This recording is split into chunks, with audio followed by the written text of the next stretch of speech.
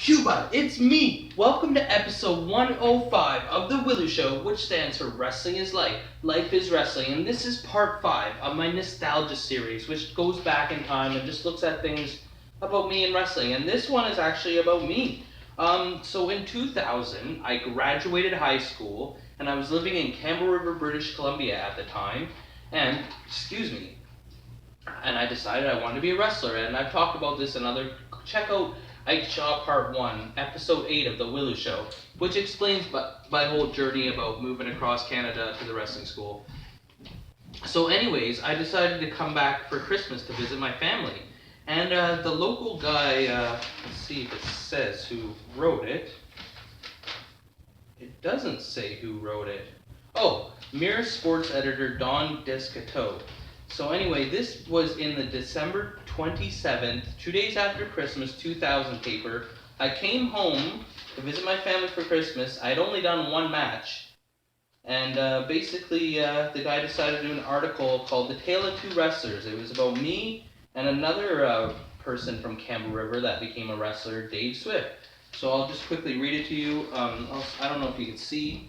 There's a picture of me in the ACW program, a picture of me in the ring, picture of Dave Swift, and this was the front page of the Campbell River Mirror Sports paper.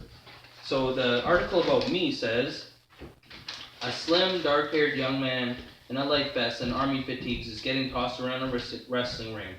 Now, we all heard about how pro wrestling is staged or fake, or some combination of the two, but this kid looks like he's getting the tar beat out of him at times.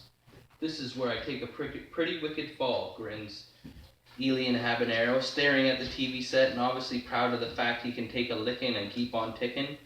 And a scene reminiscent of the amateur bouts he and his Campbell River buddies would stage in the front yard of his Vallejo Road home. Elian would, for this match, somehow recovers from being thrown over the top rope and comes back to win when his opponent miscalculates his submission hold. I must have showed the editor my match against Don Coyote, which was the only match I had so far. I was so pumped I couldn't sit down for an hour after, he said of his first pro match on the all-Canadian wrestling circuit.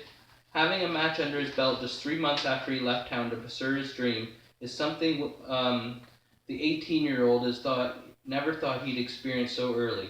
But the way he's lived and breathed wrestling the past half dozen years or so, it should come no surprise he has jumped the queue and got his hands dirty, so to speak, in a sport known for pushing entertainment over skill.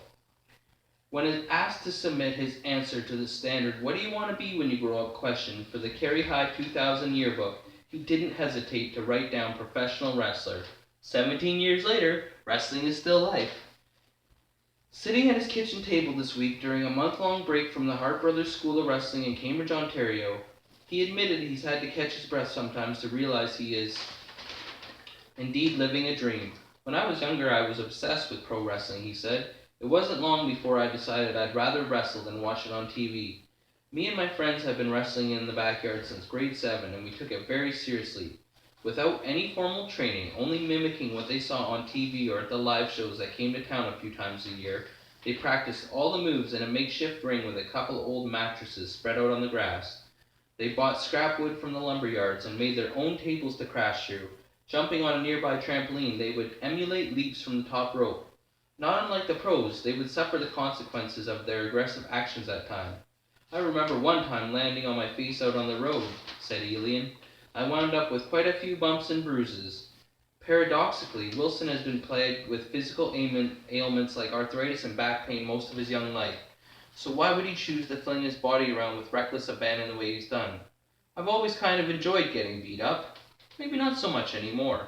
I figure if my body's only going to allow me to do this for so long, I might as well take it to the limit while I can. He said it's his aggressive style and physical stamina that caught the eye of the operators of ACW, a promotion as wrestling companies are referred to, loosely connected with the school. I'm sure that it is just the fact that I had some money for Ike Shaw. But obviously I wanted to protect the business a little bit, and I wanted to put myself over. Unlike many students who spent upwards of $5,000 to attend the school, they felt he had the right combination of skill to make his pro debut, or skill and panache, I don't know if I'm saying that word right, to make his pro debut November 11th at the Cambridge Steelworkers Centre in front of about 150 spectators. They might be right. By the end of the match, he had certain people yelling at him or for him, a sure sign the wrestler has reached the fans.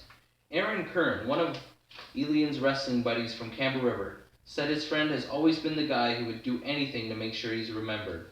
One thing he's always had above everyone else is the ability to take punishment, Kern said. I've seen him go off a house through 3 tables before. His ability to showcase himself and do whatever it takes is something I've never seen before. Elian shopped wrestling schools on the internet before settling on the Cambridge operation. He seems dedicated to learning his craft. He works out for 3 hours, 5 nights a week, under the tutelage of a man billed as Ike the Crippler Shaw, who never came in the ring with us.